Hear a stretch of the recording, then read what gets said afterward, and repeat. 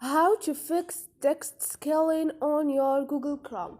Hi guys, in this video I will show you how to fix text scaling on your Google Chrome. It's so easy and quick, so let's start. First thing, go to your Google. Now click on those 3 points up there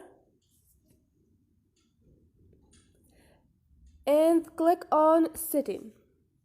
Scroll down and click on accessibility. And here you choose the text size or text scaling like this, and this is it.